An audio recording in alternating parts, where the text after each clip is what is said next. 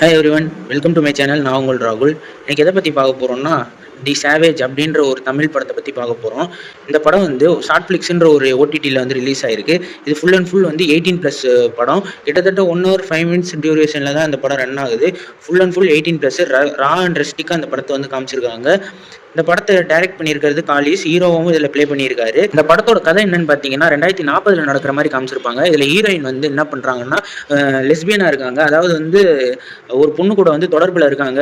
எல்லாம் போதைய எடுத்துக்கிட்டு அந்த பொண்ணு கூட தொடர்பில் இருக்கும்போது அது ஹீரோவுக்கு தெரிஞ்சு போய் அந்த தொடர்பில் இருந்த பொண்ணை வெட்டிட்டு ஹீரோயினை கூப்பிட்டு வந்துடுறாரு. எதுக்காண்டி ஹீரோயினை வந்து கூப்பிட்டு வந்தாரு, என்னென்ன நடந்துச்சு அப்படின்றத வந்து சொல்றது இந்த படம். அது மட்டும் இல்லாமல் வந்து இதில் வந்து 2040 என்னென்ன மாதிரி சட்ட திருத்தங்கள்லாம் கொண்டு வராங்க கவர்மெண்ட், அதெல்லாம் எடுத்து சொல்லியிருக்காங்க. ஹீரோ வந்து இந்த ஓரின சேர்க்கை இதெல்லாம் விரும்பாதவர்னு நினைக்கிறேன். அது விரும்புகிற அதுக்கு அப்படியே ஆப்போசிட்ல தான் இந்த படத்தோட கதையவே அமைச்சிருக்காரு. 2040 வந்து மனிதர்களை தாண்டி விலங்குகள் கூட எல்லாம் வந்து செக்ஸ் இன்டர்கோர்ஸ் வச்சிருக்கதா வந்து இந்த படத்துல சொல்லியிருக்காங்க. அப்படி வந்து 2040 மாற போறத வந்து ஒரு கற்பனையா இந்த படத்துல எடுத்து வச்சிருக்காரு. அது மட்டும் இல்லாம வந்து இந்த மாதிரி திட்டங்கள்லாம் வந்து கொண்டு வர மாதிரி காமிச்சது வந்து ஒரு மாதிரியா தான் இருந்துச்சு. ரொம்ப ஆக்வர்டா தான் இருந்துச்சு.